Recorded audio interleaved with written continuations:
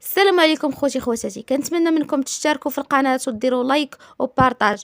اليوم الشرطه الفرنسيه لقات القبض على اشرف حكيمي وداتو للمركز ديال الامن وداروا معاه التحقيقات وداروا ليه مواجهه مع الضحيه. وقالت الضحيه في الاقوال ديالها انه تلاقى معاه في وسائل التواصل الاجتماعي الانستغرام منذ شهر، وكتقول بانه عرض عليها تجي عنده المنزل، ومن جات عنده المنزل ديالو بقاو كيهضروا واحد شويه، بان ليها كيدير شي حركات ماشي تلهين، خافت ناضت ضربته بالرجل ديالها، عطاتو ركله على مستوى الفخذ، ومنك ركلته على مستوى الفخذ مشات كتجري هربت لاقرب مركز شرطه، وقالت لهم بان اللاعب اشرف حكيمي استدرجني للمنزل ديالو ولقيتو كيدير شي تصرفات ماشي تلهين، وهربت وخفت وهربت. قالوا لي نعمروا لك المحضر، قالت لهم لا، انا غير بغيت نقول الاقوال ديالي.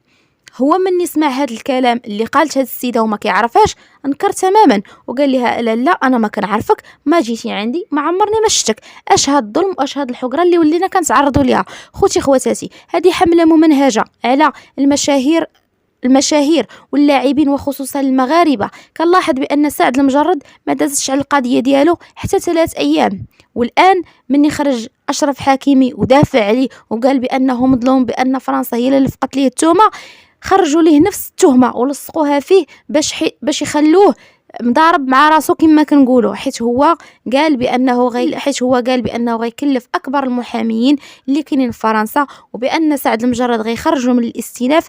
ناضوا اجدارو، ناضوا جابوا ليه التهمه وخلاوه ملاهي مع جنابه، كما كنقولوا حنا خلاوه ملاهي مع راسو.